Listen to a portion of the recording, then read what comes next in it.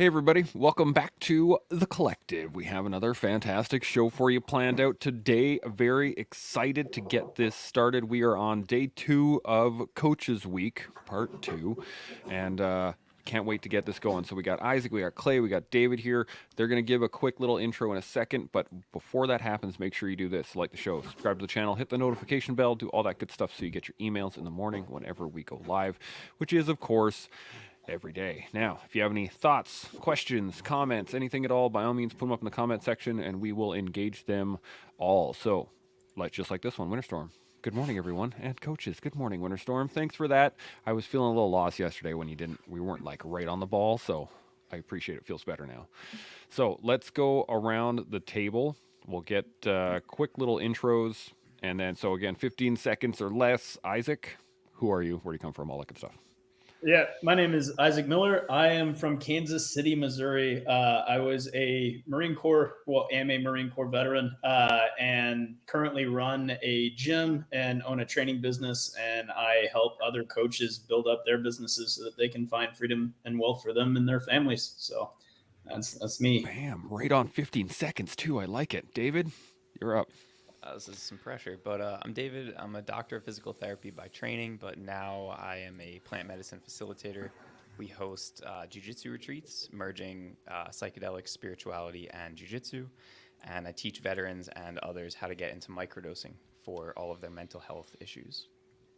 Outstanding. Clay, how about yourself? Yep, so Clay Surratt. I wasn't smart enough to put my IG handle in there, but I'm a Army veteran, both Iraq, Afghanistan, corporate manager, and I'm a kickboxing coach as well as a personal trainer. So I'm always surprised you guys have me back on. I appreciate it. Well, dude, we're always surprised you come back. There we go. Yes, thank you, Shaun, for taking that over because I was having trouble with my buttons. Thank you. Yes, and absolutely, any time of the week, you guys all got open seats here any day. So do not fret about that. Now, hang on a sec. I just want to throw this in if I can real quick. So before we jumped into the live, we're in the green room and we're talking about, do we need to do a little preamble on who everyone is and et cetera, et cetera. And I think we agreed on 15 seconds feels about right. It isn't right. It's unfair to constrain the guest panel today to only 15 seconds. But I got to say this. It feels pretty solid even with just 15 seconds per head. You know what I mean? It's like, this is a good panel. So I think that's nice. Good job, fellas. I could not agree more. Yeah, I think, if we really were to let them talk about all the awesomeness that they have, I think that might be the whole show, just like the three of them going on and on and on and on about stuff. But while I'm going to do that, any thoughts, any questions, anything at all before we dive into the topics? Pretty good. All right, good to go. We got one comment real quick. Chris K jumps in here. Good morning, Winter and the collective team and panel. Good to see you, Chris. Okay, let's jump into this first question. So this comes from one of the collective, and she says, how do you sell a concept, subject, activity as important to young teens who don't get that education is not just book smarts? And then there's some description on there, but this was the main question, so I wanted to make sure that we hit this right away.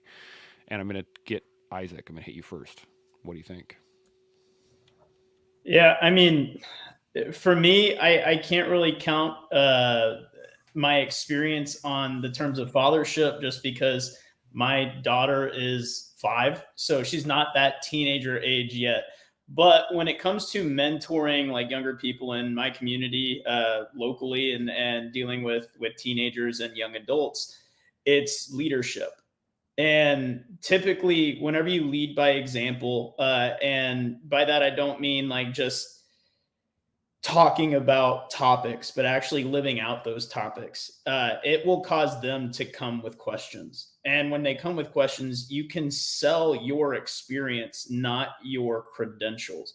And so that was something for me where I have a 19-year-old that works in our gym, and I would, I'm like running the gym. So she started asking me like business related questions. And at that point, I was able to talk about what I've done in the past that helped me get to where I am.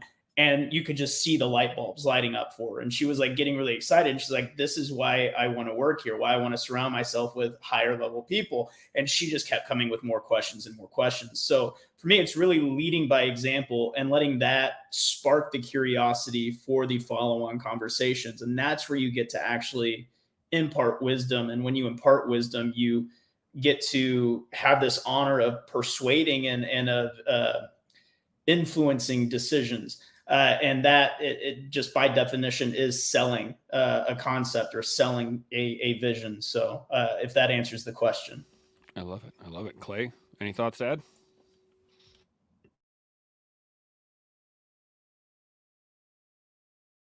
You're muted there, bud. Clay. Oh. There we go. Thank you, Shaun. Yeah. So I have 3 teen boys, or close to 3. One of them's 12. But man, kids or teens, they're savvy these days. They don't want you to sell them anything. They'll be right. They'll be hip to it. They'll know, that you're selling them something. What Isaac said, leading by example, of course, but honestly, it's talking to them as I hate to say it, but as adults, kind of, obviously watch what you say, kind of thing. But they just want to be talked to like they're independent, autonomous, smart young people that really one, want to see you living the example, as Isaac said, and two, they want to see how it's applicable. I mean, they're smart. They want to see how it applies to life and for them. So I think being down to earth, not talking at them, but talking to them, and in living the example, you show how it's applicable. So that'd be my answer. Absolutely. Dave, what about yourself? Yeah, I mean, nothing to add. I guess just expound upon a little bit. Like, I've even less experience with this than Isaac because my daughter is 8 months in my wife's belly, so definitely no experience yet. But making things seem like their idea, which sounds a little bit manipulative, but getting them on board with what the end result is that you want and acting as if they came up with it and being like, yeah, we should try it that way. I think that's a good idea. I don't know. That's something I always tried to do with my teenage patients back when I was seeing clients. And then, like Isaac said, like leading by example, to me, the way that I think about it is being undeniable in what I tell other people to do. Because if I'm telling someone else something and I'm not living up to that standard, like I have no basis to tell anybody how to do anything. So if I'm giving advice, I need to be impeccable with applying that to myself. So to me, like the leading by example, I try to take that even a step further by like being undeniable in living out whatever it is I'm telling other people that they should be living out as well. Don't know how well that applies to young teens, but that's how I think about it. I think it's applicable. Shaun, what do you think? I think the answer is already being given by the guests. The only thing I can add maybe is my own personal experience in this, and that is if I want my boys now are 18 and 19 years old, so they're off on their own trajectories to some degree now. But to get them there, it was mostly through our household and them observing how my wife and I live our lives, or how we perform, or how we execute against a task, or how we like to smash. And so they've had good examples within their own house of how to not just be book smart. But if that wasn't the case, then the simple alternative is to choose one of two options. One is to identify someone outside of the household, outside of the concentric circle, who you think is a good example in whatever position or role or career or hobby or sport or whatever we're talking about, that teen wants to better understand through a slice of reality rather than through a book. Well, identify who does it best in your local region, whatever track star or whatever it is, and then go visit them to talk to them as an adult and see what you can glean from them that you can drive into your own household. And if you feel comfortable with the person when you interact with them, maybe you can say, hey, would you mind maybe spending a bit of time with my son? If we were to get together for a coffee, would you take half an hour of your day to maybe talk about some of the things that you found are important to you being successful outside of the book world in the real world. And so that is an option as well. Or the second way to do it is to have the kid take ownership of the process by asking the right questions, such as, "That's really cool that you're interested in pole vaulting. I've never pole vaulted before, but I can understand how that's going to be pretty challenging for you in the near future. And I don't know how much you've read about it, but I do have a friend on the internet who is a pole jumper. And maybe would you like to talk to him? Here's their IG account." And then leave it be and see where it goes. See if the kid engages in the path that you've generally laid out for them to own. And if they don't pick up on what you're putting down, then how invested in the process are they? It's a good gate moment, or a branching gate, where you get to decide, are they going to step through it of their own volition, of their own drive, of their own interest? And if they're not, then maybe they're not that interested. Maybe they don't want to own that trajectory. So you can either lay it out for them, or you can kind of point in a general direction and say, go smash, and see if they do. Just a thought. I like that. Now, we've, you guys been talking about from a fatherhood / mentoring role here. What if I want to reference this to, say, a teaching capacity? Say you have 30 kids in front of you, 30 teenagers in front of you. So like the one-on-one is useful. Would you say it's the same technique, same kind of style, or would you adjust your answer based on the fact that now you have 20 or 30 in front of you? I'm going to go to Clay. What do you think? Yeah, that's a good question. 20 or 30, shoo. It makes me think, to be honest, the first rule in the infantry is always make it look cool. So that would be my answer with 20 or 30 kids. Make it look cool. It goes back to the lead by example, and kind of what David said as well, is if you can be the image of what it is they think they want, that could be the gateway too.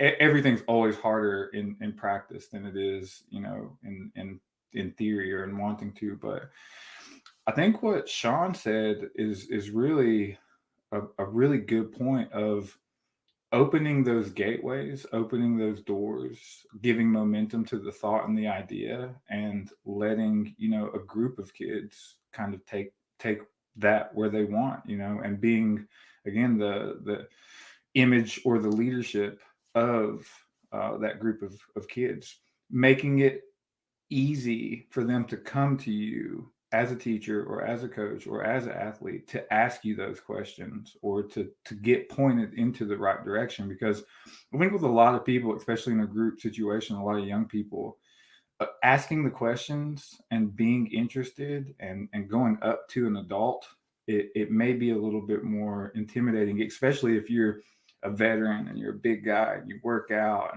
and they have these questions. It may be intimidating. So being open, being accessible, and again, fostering those ideas, like Shaun said, I think would be a key to me for a group, as a coach or a teacher, if I had an answer. That makes sense. Dave, what about yourself? Yeah, I mean, the difference that comes to mind here is in an environment like that, if you're in front of 20 people, they probably are there because they signed up to learn whatever it is that you're teaching, right? I'm imagining like a jiu-jitsu academy or something like that. So I feel like the actual education could be more direct, but then it comes down to the culture that you're trying to create sort of in the background operating system of those people's mind. So then it's a matter of like, this is how we do things around here. And again, it's that leading by example. But yeah, I feel like in that instance, you could be a little bit more direct. Maybe I'm missing the point, but that's the direction my brain took. It was like teaching a jiu-jitsu seminar or something like that. No, that makes sense. Isaac, any points to add? I mean, all the answers were great. And when dealing with a group of teens, my brain just goes to like, teaching a bunch of young, privates who are just out of boot camp, and they're 18, 19 years old. Granted, they're Marines, so they're really 12, 13, kind of still in puberty, and thinking with their hormones and their little heads. And so trying to impart that. And I think Clay really hit it, of like, make it look cool. And if you make it look cool, it'll spark that curiosity, and the follow on will continue. And it goes into kind of what Shaun was saying of like, you point in the direction. Well, when in a group, it's making it look cool and making it look like this thing that could take them where they want to go. That is our way of pointing in the direction and saying, like, now if you're interested, you want to go, execute, you want to go do this, there's this line of events that will take place to get you there. But it's show the end result first, make it look cool, show how it can apply to their lives. And at that point, the ones who are interested, it'll grab. And really it comes down to, in talking with any group, it doesn't even have to be teens, you might be talking to a group of 20, you might be talking to a group of 30, you're going to really be attracting 1 to 5 that are really going to get it, really going to resonate, and really going to take it and execute. The rest of them are going to walk out of there and forget it in a week. And so make sure that, you make it look cool. And then when you do get those 3 or 4 that are like, hey, that hit, like that actually hit its mark, that's where you go in, you actually impart wisdom and foster growth. Yeah, absolutely. Now, I have another question before I get to Shaun here, but correct me if I'm wrong. It was rule number 1, look cool. Rule number 2, never get lost. Rule number 3, if lost, see rule number 1. Is that correct? Okay, good. Now, to Shaun specifically, I want to hit you on this one. Would a level of exclusivity help in this regard? So, like, I'm thinking privates, and you have a bunch of recruits coming into your school, and you're wearing the airborne hoodie, or you're wearing the Pathfinder patch, or you're wearing the whatever, and you start calling people legs, right, who aren't airborne. Does that level of exclusivity kind of help make it look cool? Does that help drive people towards that curiosity of like, why did that guy just get called a leg? What does that even mean? If you know what I mean. So Shaun, I'm gonna hit you with this. What do you think? Yeah, I mean, let's not kid ourselves. People are attracted to exclusivity. Do you know what I learned not too long ago, just several months ago, just through my curiosity on a different project? I think is it number 1 or number 2? I've forgotten the details now. It depends on how you trend it out. I'm going to say it's the number 1 for sake of argument. The number 1 biggest gross industry in the world that is poorly understood is the exclusivity market. So exclusive jewelry, exclusive trips, exclusivity. So now you take a walking cane, and maybe it's a $10 walking cane, which is not exclusive. Now you take that and you put like a dragon's head on it that's got a couple of gems for eyes, and now you polish it up, and now you put a pewter tip on the end, and now it's a $150 walking cane. It's a little more exclusive. It's a little more appealing. Now you take that and turn it into a $5,000 walking cane, where the dragon actually shoots out a little bit of flame, we'll say. Now you're the only one in the city with a flame shooting walking cane. It's exclusive. And you know what exclusive is? It attracts attention. It attracts interest. It makes people curious. It makes people wonder if there's something that they don't know about a thing. We're just one step up from chimpanzees. And if you ever watch chimpanzees, they're really curious creatures. They dig at things, they pick at things, they look at things, they interact with their world. And so now I'm going to try to play that sort of into we'll call it a gym setting or a classroom setting. If I walk in with a hoodie that has something exclusive on it, in context of the crowd that is in front of me, it doesn't have to be airborne, or it doesn't have to be Pathfinder, it doesn't have to be anything. It just has to be a reference to some sort of exclusive club. When you walk in there, the thing on your shirt is more interesting than the phone in their hand. If it's exclusive, if it's rare, if it's unusual, if it's intriguing, if it creates curiosity. So the title might create some interest, but it's the man or woman that's wearing it and how they represent themselves in the next few seconds that drives the point home that, oh, I'm going to put my phone in my pocket. So you might capture their attention with the exclusivity of the hoodie, but you've got to reinforce the exclusivity with your next few words. And so with that established, I'd like to say that you've got to read the crowd. So when you walk into a crowd, either in a classroom, on a BJJ mat, into a podcast, whatever the case is, you've got to read the crowd. And so we're lucky in this panel today. I mean, we're lucky every day. But the panel today, everyone's in the game. No one needs to be convinced to get in the game. But if there's someone in this panel that isn't in the game and I feel that I need to convince them to get in the game, it's now my job to look at them squarely in the eye and determine one of two things. One, did they show up with passion? If they have some passion in them to be there in that moment, my job just got a whole lot easier. And so if they have passion, yay, we can continue on to the next step. But if they don't have passion, before I do a freaking thing, it's now my job to somehow get them passionate about the moment as a coach or as a speaker or whatever the case is. And so you got to read the crowd. You got to determine whether they're in the game or out of the game. If they're out of the game, you got to get them in the game before you start laying out the game. And that might just be your opener, your first 60 seconds of how you engage with them, connecting with them on a human level. So they are intrigued, they're curious, they're interested in what's about to happen in the next couple of minutes.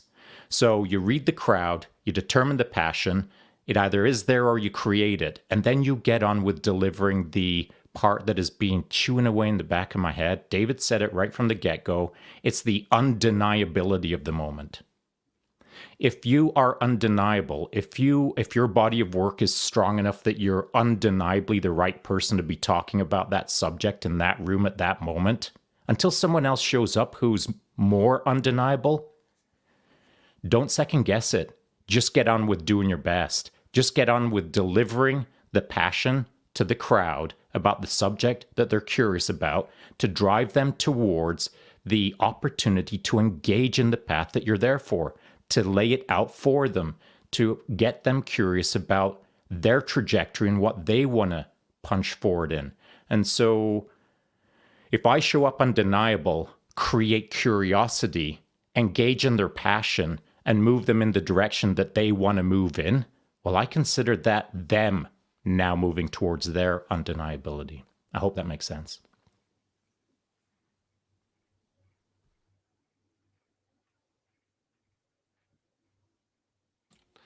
My buttons aren't working today. Apologize, but yes, it absolutely makes sense. Now, I just want to hit on these real quick before I get back. David, I'm going to come to you first. Satch jumps in. He said, "Good morning, team." And he goes, "Ever heard of the Barclay Marathon?" For Shaun Taylor. Dave, go ahead. What do you got? I have nothing to add. Everything that Shaun just said was excellent. I was just blown away by it and taking notes on his little monologue there. Thank you, Shaun. Oh, thanks, David. If you don't mind, I just want to reference Satch's comment. Can you put that back up real quick, please? Bam. Satch at this point, this is not, I don't want to gloss over. This is quite an important comment. And the only reason it's important because I understand the context. And once I explain the context, it should be a pretty important comment because it's super relevant to what we've just been talking about. When I first bumped into Satch, he was starting to run. He was doing all kinds of running. He was getting good at running. And then I just thought, you know what? There's levels to the game, and I think he needs to understand the levels to the game. I want to expose him to something that he's probably unaware of. And if he can target lock on that freak show, he's going to start moving towards being undeniable. And so I mentioned the Barclay Marathon to him, planting that seed with certain verbiage to challenge Satch. Because once you start working with someone, you understand how to push their buttons, how to move them left, how to move them right, up and down. You also learn how to move inside of them. And so I was all up inside of Satch's head when I started talking about the Barclay Marathon because I know what kind of a guy he is. And I knew that that was the perfect seed to plant in his mind to get him moving in all kinds of directions. Angry, sad, inspired, passionate, wanting to smash, wanting to shake his head, all of the things. You watch the Barclay Marathon, and It's a freaking handful, man. It is no small undertaking, and anyone who sees these kind of things, you get one of two choices. Look at it and think, oh no, I can't believe I'm about to enter into this. Or look at it and then look away. That's it. You've got one of two choices. There's no middle ground on something like the Barkley Marathon. And so Satch looked at it and thought, oh my goodness. And he started moving. Maybe one day he'll do the Barkley Marathon. And that would be freaking amazing. But until then, the seed was planted with a challenge that I knew would never leave his mind. And that's our job as coaches, is not only to inspire, but to challenge. And I'm talking challenge to a degree where it's not just a simple glib statement that you casually say as you're walking down the sidewalk. It's a pre-thought idea that is a strategic laydown of a multi-year program that the person doesn't even understand what they're about to enter into yet.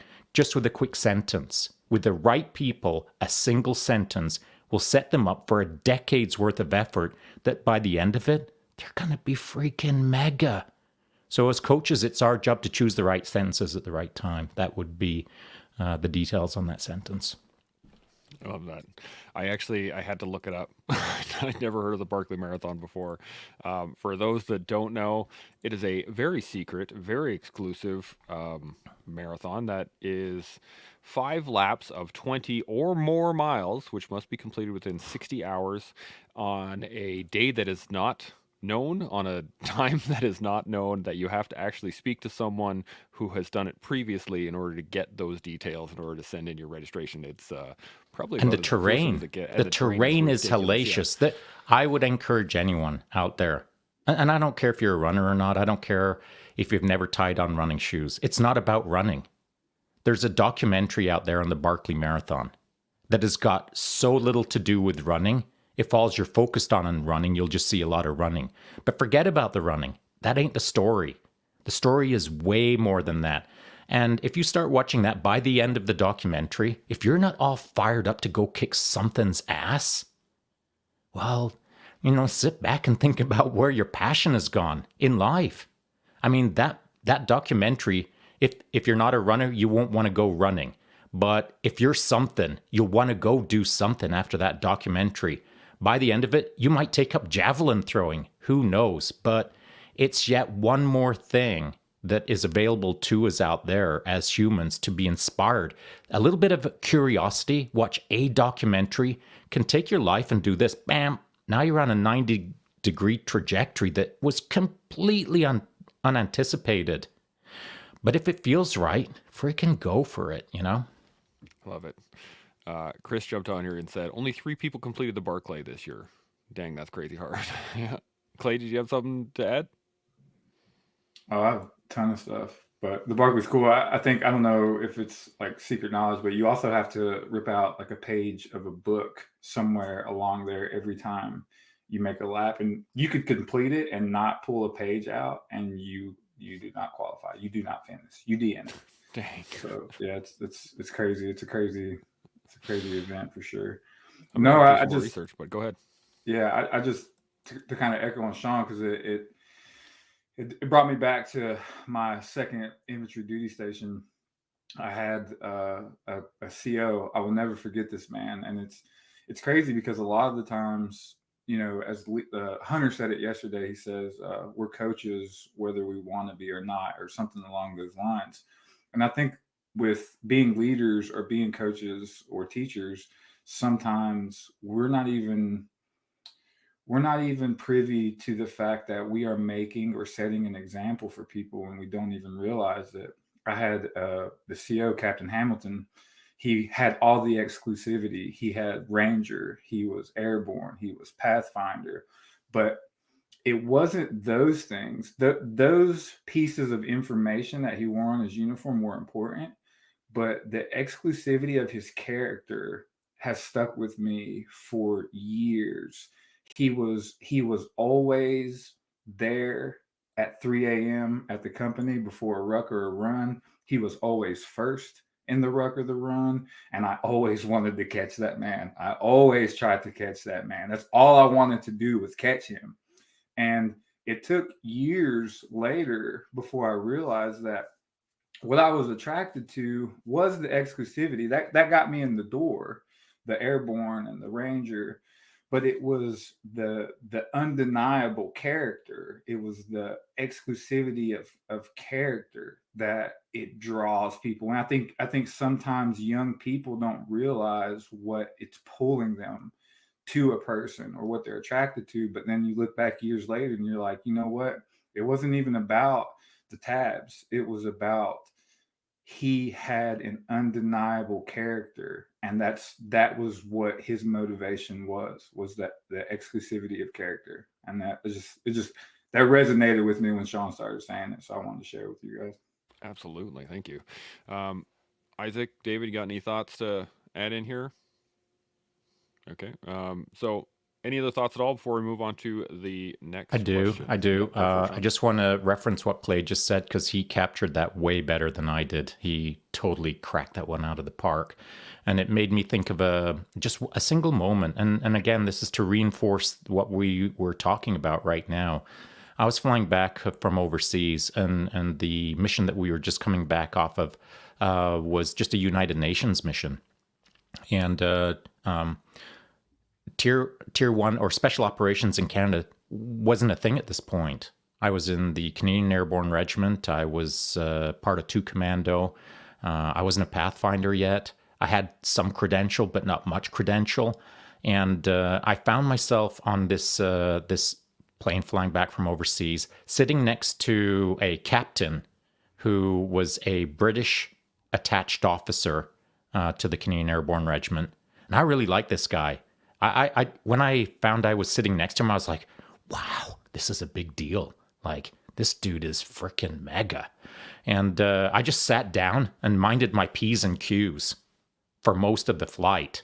And every time he would turn and engage with me, I was like, I can't even believe this guy's talking to me. What the heck? I'm like, I'm a one-hook private. This is wild.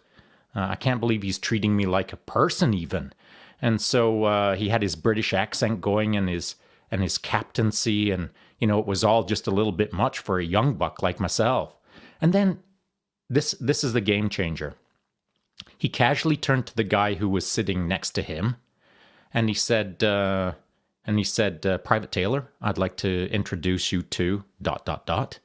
And this guy put his hand out. We shook hands, and he said, this guy I've worked with in the United Kingdom on a number of things, and he was quite well known within his unit to, after work, jump into his sealed canoe, as in like SBS style canoe, and just go for a paddle for about 12 hours and then show up for morning PT and then take the troops out and then do his thing and yada, yada, yada. And so there was a guy up against the window who I had noted and felt like there was something about him. But until I heard that little piece, I was like, oh, hang on a sec. What the heck is going on? Who paddles that long? Is that even possible? That's coming from a guy who does 24-hour solos now. But back then, it seemed like insane.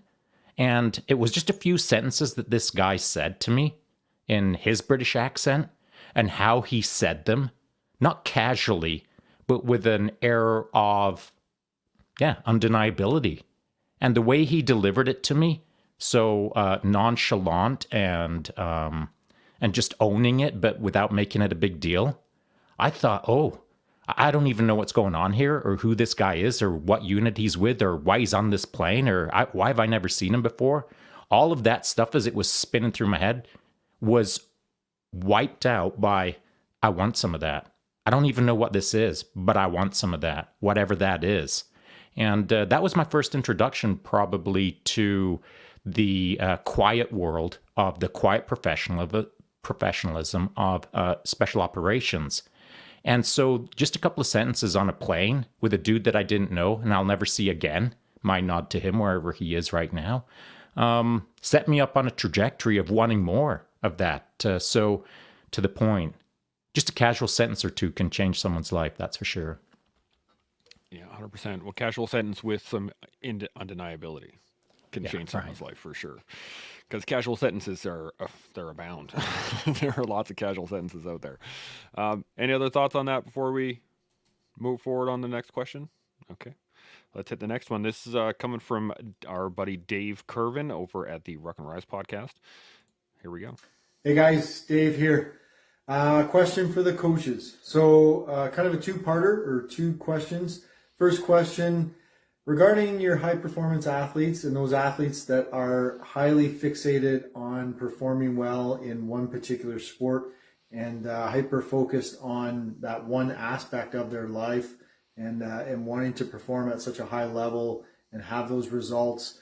How do you promote or how do you support a balance within their life with social life and the sport itself, family, all those things that are I think are relevant in developing an all-round athlete.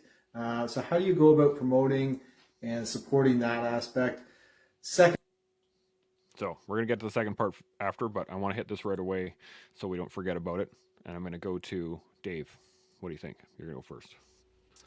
Sure. And look, I no longer coach athletes in that capacity, so maybe you guys will have a different take. But what he's talking about of being world class in one domain, I think inherently means that you have to accept an unbalanced life for as long as you're pursuing that, at least to a degree.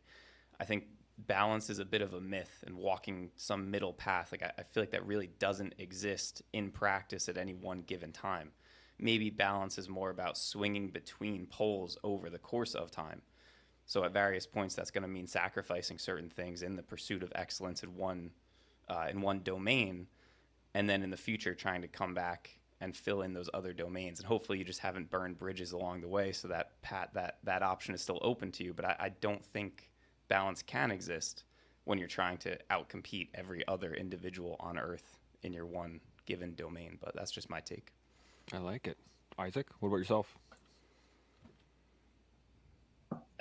Just to piggyback off of what David said, I mean, Bruce Lee quoted, I don't fear a man who's practiced 1,000 kicks once. I fear the man who's practiced one kick 1,000 times. That wasn't a balanced fighter, but that was a feared fighter. When it comes to coaching high performance athletes, or people who are in business wanting to really build like a company that leaves an impact, there's not going to be full balance there. Like that's the unfortunate thing. But how to ingrain that in someone is understanding, okay, where is your goal? Where is the end result? What does that look like? Okay, now if we were to work that backwards, what are you having to sacrifice to get there? If those sacrifices don't seem worth it for that end result, then we know that maybe we need to scale back that end result and find something that's more balanced for you. But if your end result is to be a world champion, at Brazilian Jiu-Jitsu, and it requires complete dedication and devotion to that, then you realize you're going to have to sacrifice your social life for friends that go out on weekends and party and stuff. And you're going to sacrifice to where your circle of friends are pretty much the guys at that academy with you, rolling in the mats with you, doing those things. If your goal is a big business, you're going to be sacrificing the money that you spend, taking your family out all the time or doing all these things with your kids, because you have to reinvest that money into the business. And like, there's a lot of sacrifices that need to be made. So I would say, David's 100% right. If you're working with the elite of the elite, there is no balance, at least until they're done and ready to play a different game. But when that's their game, that's it. They're in. That is what they're doing. And we as coaches need to, at that point, foster it and allow them to be the best they can be and not hold them back trying to find balance for them when that's not their initiative. That's not their mission. I like it. I like it a lot. Clay, any points to add? Yeah, I take a slightly different path. When I heard him talking, what came to my mind is that there, if there's a fight on the horizon or an event where you have to perform and they become hyper focused on that event, then they start to sacrifice critical areas in their life that actually will help them perform better. And that's kind of how I took it. He was saying that he has athletes or an athlete, and they become hyper focused on that particular event that they're getting or preparing for. And to me, I try to explain that if you are overly focused on the outcome, you're going to miss a lot of learning in the process. And each component of everyone wants to perform well on stage or in the ring or in the cage. But if you're not resting, if you're not eating properly, if all you're doing is working hard, you're going to make everything else suffer. So again, I believe in the moment or in hyper focusing on the event, like you said, they have to buy into the fact that all areas are critical to the overall person and performance that they're trying to achieve. That's just kind of my take there. Absolutely. Shaun, what are you thinking? I'm thinking that it's hard to add anything to a good guest panel, but I'm going to make an effort here with trying to do it a different way. This is why I love this place, man. Everyone coming at with a couple of different ways, a couple of different vectors, just some different ideas. We're talking about the same thing, but from different directions, and it just reinforces or fills in my little gaps and makes it a little bit more of a three-dimensional model. The conversation as a whole is certainly not one-dimensional when you've got a good guest panel, so thanks for that, fellas. So I was going to break it down into just 3 domains, really simple. I mean, we could get all kinds of granular, but I'll keep it super high level. And that is your family, your personal life, and your work life. And yeah, we could develop all sorts of other silos, but I'll just keep it super simple for that. And so if you're juggling those 3 things, you're trying to allocate which one is more important, which one is less important, trying to balance it all. That's for you to decide. I mean, that is literally for you to decide how to balance those 3 simple silos. But when you've balanced those 3, you're not balancing them to allocate the most amount of awesomeness to your personal time, which personal time is then going to granularly get sliced into eventually my hobby or the thing that I want to be really good at, or maybe the Barkley Marathon. So just because your main focus is doing something incredible, that incredible thing is within your personal life, not your family life or not your work life, though there's bleed overs, obviously. So you've got to decide which silo you're going to focus on just in those 3 big ones. But when you get right down to your personal silo, now you're deciding how much to slice that up into whatever fascination you've got. And there has to be balance in there as well. I mean, if you're constantly obsessed with the Barkley Marathon, but you haven't had a haircut in quite a while, like me, well, the idea being that, are you looking after yourself? Are you looking at, when's the last time you took a shower? These little personal things that seem obscure are things that set you up in your mind to understand that I have balance within my personal life and I have balance within my 3 big silos. So now to get to my point, if you want to look at balance in a different way than what has already been stated, you can kind of view balance through the term of stress. So when I was coaching high-performance athletes, particularly in ultra-endurance racing, they have to take on a lot of stress, man. Not just physiological stress, but psychological and emotional stress. When you're doing like 20 plus hours per week of freaking hard training on a bike, and I mean like hard, it wears you down, but not just your body. It wears down your mind and it wears down your spirit. And so that wearing down is due to stress. So if you want to learn how to do balance better, you've got to think of it through the lens of stress. How much stress is at work? How much stress is at home? How much stress is in my personal life? Now, what's causing stress in my personal life? Is it all the training? Or is it the fact that I haven't had a haircut in a while? Or whatever the case is. So you can view these kind of things, balance, through the lens of stress as a coach or as a coached person. Interesting. Now, tell me if I'm wrong on this, and I'm going to kind of tie this into the exclusivity concept that we had a second ago. Is that if you really, really, really, if your goal in life is to get yourself a dragon-headed, flame-shooting sword cane to have that exclusive lifestyle, right? Then it's going to take singular focus to get there. But if you need a cane to walk ahead of time, then you have to create balance first before you can work your way towards that. Is that an accurate analogy, do you think? What do you think, Shaun? That's a fun analogy. I quite like that. That was well done, Chance Burles. So I would say this here. Let me throw another twist into this. I hadn't anticipated saying this. I was just throwing out the walking cane because it was the first thing that came to my mind, which is hilarious because a couple of months ago, with my birthday coming up in just a few days, my oldest son started talking about what he was going to get me for my birthday. Do you know what he said he was going to get me? A freaking walking cane. And not a walking cane because I need a walker or anything like that. He just thought it would be a really cool accoutrement for the...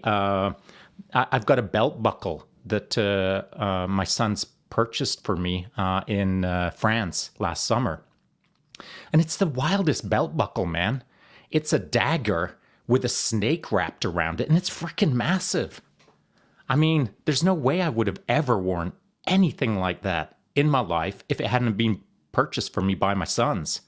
And when they handed it to me, I was like, what on earth, boys? And I was shaking my head like, I don't even know if I'm going to wear this. And they both said, no, Dad, that's you. That's exactly what you should wear. I was like, no, it ain't. Anyway, I wear it nowadays, and I quite like it. And so then my son started talking about getting me a walking cane, literally with a dragon head on it. He showed me a photo of it on, online that he was going to order for me. And I said, don't you dare buy that for me. Do not buy that for me because I just won't use it. That is crazy. Don't do it. And you know what? They'll probably freaking buy it for me because somehow they've assigned that to the belt buckle that has been assigned to my life on how they viewed how I run my life. And so I think the walking cane example is a pretty cool analogy because maybe we don't pick the walking cane. Maybe it's picked for us. How about that, Chance Burles? Interesting. Let's see if anybody got any thoughts on that. Isaac, what about you?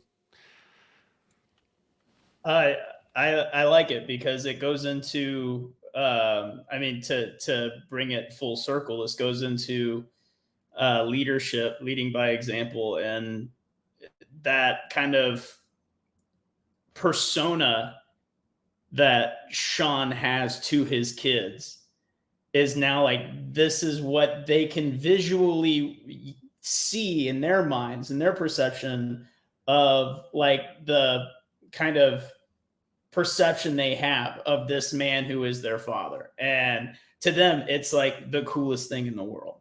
And for us, it's a chance to kind of see it outside of ourselves and being like, okay, if I see this from the mind of my son, yeah, that is kind of cool. Like that is actually pretty cool. In my mind, it's like, is it calling me old? Like, what is that? But when we take ourselves out of it, we see like, wow, this is actually the vision of myself that I've been instilling in my children. And this could be, insert any mentee mentor relationship there of like, whenever something like that happens, we're able to pull ourselves out of the situation and see us through the eyes of the person that we've been mentoring. And I think it's pretty cool. And it's a great analogy. And then when it ties into the question we had of building up elite level, people who have that singular goal and coming into balance, sometimes it's not best to give the perception that we are the 100% elite all-in person. Because like for me, I used to try and be that, especially when I coached bodybuilders. It was like, you have to be obsessed. Like there has to be an obsession there. But then I realized that I myself didn't like that lifestyle. I didn't see myself on the Olympia stage. I saw myself as a father, as a husband, as a businessman, as like I wanted balance. So whenever I had to coach my athletes to be like, hey, I understand like you want some balance in your life. And then when I tried to give them balance, they didn't see it. They thought there was a disconnect because what they viewed me as wasn't my actual reality. And so it gave me a gut check of like, how am I branding myself? Because I need to brand myself differently, apparently, because it's not coinciding with my life. Because I like more balance, but I wasn't putting that out. And so that's how I changed my branding. And in turn, I quit, coaching elite level, competitors. And I started coaching people who cared more about their family time, who cared more about their overall health, about the people around them, about the wealth of their family. So I just kind of a workaround. I think it's a really cool thing to see how we're branding ourselves onto the people around us and how they see us from their eyes. That's a great thought, Clay. You got any points to add? No, it's great. It kind of, when I heard you use that metaphor, it reminded me of some of the stuff you guys were talking about yesterday on the other podcast with Hunter. It's like the why behind the want kind of deal. It's a bit of a cop out to use, but if the athlete or the person wants a fire breathing cane, but in reality, someone needs to tell them you probably just need a normal one right now, because you need a normal cane because you're not exactly where you need to be to get the fire breathing cane. So sometimes that conversation or that reality of, hey, it may be a while before you reach the level that you want to be with that cool fire breathing cane, but if you use this normal cane, maybe you can strike some balance in your gait or in your ability to maneuver or pivot in life to get where you want to go, which is towards that fire breathing cane. Dang, I like it, Dave. Any thoughts to add? I think Dave might be frozen. Dave is frozen. Okay, Dave, when you come back, well, you there? I can hear you guys, but I am indeed frozen. Okay, well then, any thoughts on that? Yeah, if you can hear me. First of all, I got to step my dad game up because I aspire to be given a dragon head cane one day. But I think it comes down to understanding what they're after. Kind of like what Isaac was saying with that mindset shift of going from coaching the elite people who had to be a little bit obsessive to realizing that's not who he was. So getting back to coaching the elite athletes, they got to recognize what they're giving up. And for you as a coach, that's a matter of making them realize that through asking meaningful questions of like, is this really what you want? Do you see where this is going? And are you ready to make those sacrifices? In the jiu-jitsu world, you look at Gordon Ryan, like #1 grappler on earth. I don't mean to cast aspersions on the guy, but I understand his own brother doesn't even really talk to him. Like they don't have a relationship. So you can be the best on the planet at what you do, but you have to recognize what you're giving up. And as a coach, that comes back to motivational interviewing would be kind of the technical term for it, of just asking those questions and getting them to that point of understanding what it is that they're giving up and if they're ready for that. Yeah, indeed. And David obviously is the world's leader in throwing his voice out, actually. Ventriloquism, there we go. That's what I'm looking for. Now, I do have a quick comment here. Winterstorm says, not going to lie, I think I could find a need for a $5,000 flame-spitting walking cane. I mean, you can get it. Any other thoughts on that before we move on to the second part of Dave's question? All right, let's move on to the second part then, and we will carry on. Here we go. Second part or second question, do you prepare your high performance athletes at that high caliber, that high level? Do you prepare them for life after sport? So once athletes have retired out of their sport, do you prepare them for what's next in life? And do they have the tools in place? I know many or several Olympic athletes that have gotten out of their sport and then unfortunately sunk into kind of a big depression without having that training focus and that competition focus and that peer support group. So do you set in motion a plan, course of action for later in life or for after that sport? So those are my two questions or my two parts. Hope everyone's doing well. And thanks again for putting this on, Coaches Week. It's in the past, it's been great information, and I look forward to hearing what the coaches have to say in this next week. Outstanding. So I'm gonna put Clay up first. What do you think? This is I enjoy this question because my guys, a lot of the people that I work with, I live near a university and I coach guys that they come to Virginia Tech as previous high level wrestlers or something, right? At one point the center for the Dallas Cowboys now came and he worked with me for quite a while, but the what I want to give them, how I want to set them up for life after their athletic endeavors is through what David kind of said. The culture that I want to give them is what the military gave me. And it's that brotherhood, it's that camaraderie, it's shared adversity, it's getting to know people who will walk into battle with you. Will they ever get to go to real battle? No. Will they ever get to gear up, do their PMCSs, get in their vehicles and go hit an objective? No. But they will walk on a field with their comrades. They will walk to an arena with their comrades.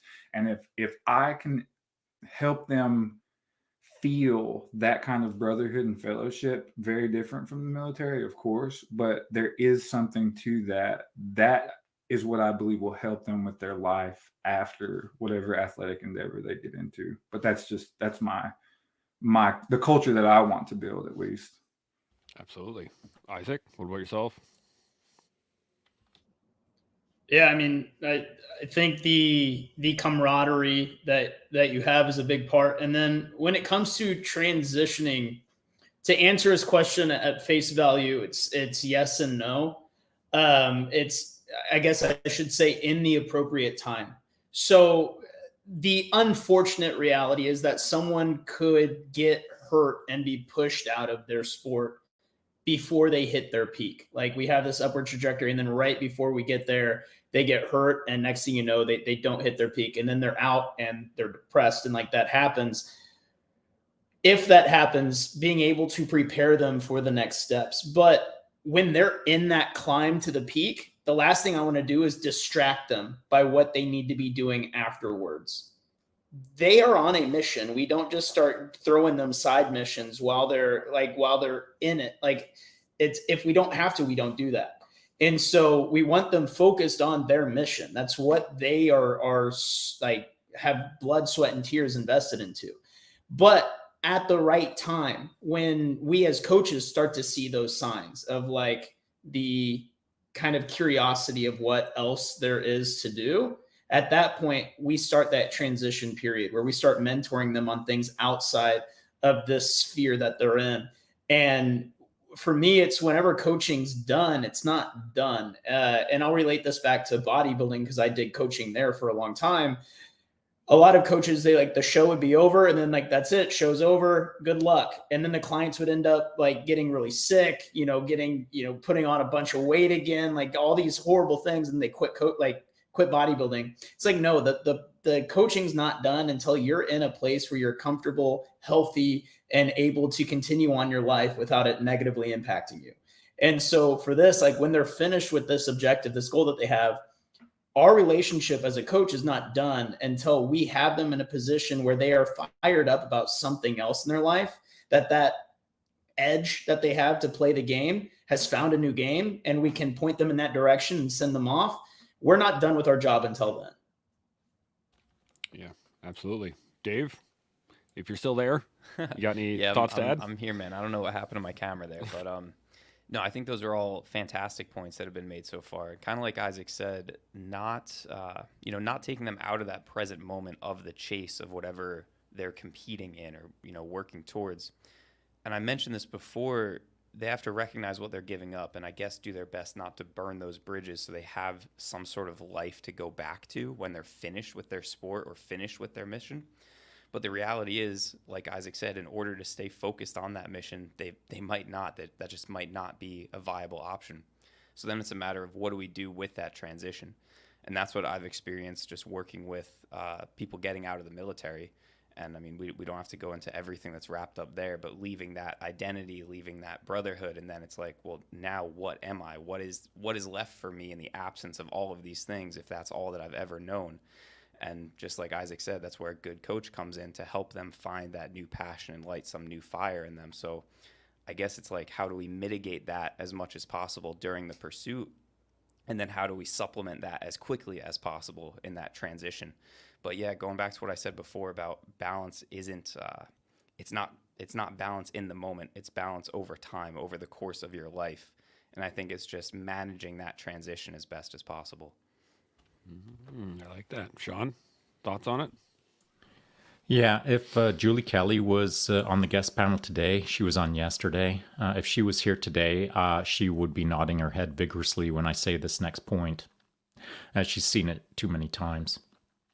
If we are overseas or if we're national and a 24-hour solo mountain bike race, maybe a world championship, has just completed, just come across the finish line, however many athletes I'm there with, as they cross, I already know what they're going to do next. They don't need to know. I need to know. And then when we sit down for the team dinner within hours of finishing a big Worlds, it's freaking guaranteed that I'm going to look everyone in the eye and say, so what's next? What's next? Where are we going next? What are you doing next? What's on the calendar next? What's next? And we'll talk about it. We'll figure it out right there at dinner. And it might not be figure out all the details of it or which flights are going to be at what time, but it's going to be a casual agreement that we're all going to look each other in the eye and say, yeah, that's next. And then we're good. So I've just seen that happen too many times to know that it has to happen. Because when I look out at social media, and I've actually laughed about it out loud on my own live IG chats when sometimes certain characters join me in the live IG chat, and I know they're into something big, riding across Canada, doing this across Canada, whatever, across wherever. And when they finish that, they'll jump into my live IG chat, and I'll laugh at them out loud and say, what's next? Come and talk to me if you don't get it figured out. Because there's a gap there where a person can run into trouble, where they have kind of lost their identity of coming out of the event with no event lined up next, and that nebulous gray zone between the two timelines is where they wallow and sometimes get lost, sometimes get disillusioned, sometimes get depressed because they're now not on mission. Now they're not on task. Now they're not target locked on something that they're stoked about. So I've just seen it too many times to understand the importance of that's done, check, what's next? And that has to happen lickety-split. So keep them focused on the mission. When the mission is done, what's the next mission within 24 hours? I like it. Now, we are a little bit over an hour now. It's been fantastic conversation. First off, Dave, Clay, Isaac, thank you so much for your guys' thoughts and answers. And I know that Dave's going to really take in everything that was said today. He's going to love that. So, yeah, can't thank you guys enough. Let's get some final thoughts, and then we will shut her down for the day. So, Isaac, any final thoughts on anything at all? No, just thank you for letting me be on the collective. And I mean, I've been taking notes and gaining just as much wisdom as anyone could on this episode. So thank you, David, Clay, Shaun, Chance. It's been a really good call. Absolutely. Appreciate it. Clay, any final thoughts? No, I keep kind of seeing this pop up in these episodes, but I really think that finding the why behind the want, that's like a reoccurring thing that I'm getting already. It's just Tuesday, but it's a deep one, just for Tuesday. But I think that is critical and not one of those, like fairy tale, like, oh, I want this because of this, but the real like deep why behind what you want to do is ultimately how people will reach their goals or their performance accolades in a manner that's realistic half the time. But yeah, that's all I got. And again, thanks Isaac, Shaun, David. I hope to get with you sometime. I just love being on. I appreciate you guys. Absolutely. Our pleasure. Dave, any final thoughts? Yeah, dude, I feel like I was in student mode for the majority of this call as well. The exclusivity of character definitely going to stick with me. As Clay said, that was a deep one for a Tuesday. And then thinking about the exclusivity angle and just how I can integrate that into what I do as a leader and coach. It's not really something I've thought about before, but I've got some ideas banging around my head now for how to show up even better for the people who rely on me to be there for them. So thank you to all you guys for putting these ideas in my noggin. Absolutely. It is our pleasure, Shaun. Final thoughts. Yeah, thanks, fellas. I said it yesterday, and I'll reiterate it again today. This may be Coaches Week, where we're at face value, kind of delivering some wisdom out there to our demographic who tracks this, or more correctly, listeners. But there's two games going on here. We're putting out some wisdom, but we're also getting our own wisdoms within our own little conversation over here. So I don't want to overlook, just like I didn't overlook it yesterday, that shout out to the coaches today for teaching me things. That my coaches are these coaches. I don't have a coach. I just have people who show up here on the daily and teach me good stuff. So thanks, fellas. Yeah.